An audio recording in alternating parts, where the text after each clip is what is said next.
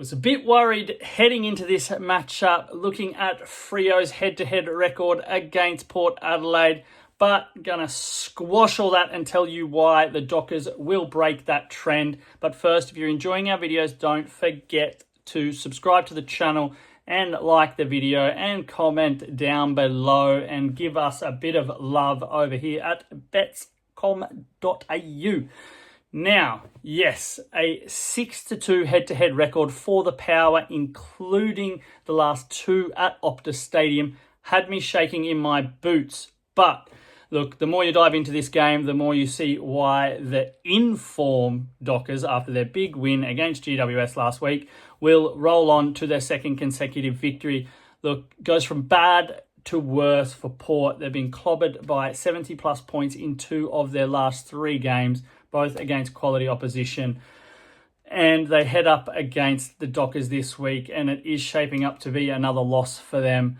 Look, their injury list in Port Adelaide is growing longer by the minute, and they're still struggling again this year, as we all know, kicking straight kicks in front of goal. But look, it's piling on with more statistics this year, which are not good for Port Adelaide. They're ranked 16th in contested possessions. They're also ranked 18th in opposition points from stoppages, while 17th in centre clearances. So they're having some problems around the ruck area, and it is, resulting in big scores for quality opposition. Now, coming up against Freo, the line is 18.5 points in favour of the Dockers at home.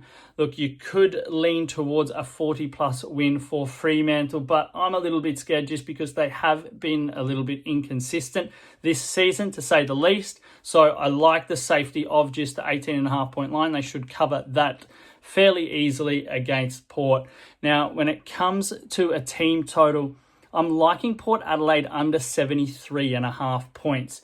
And there are a few reasons why. They've actually scored under that team total in 50% of their games this season, while Freo have held their opponents under that scoreline in 3 of 5 games at Optus Stadium this year.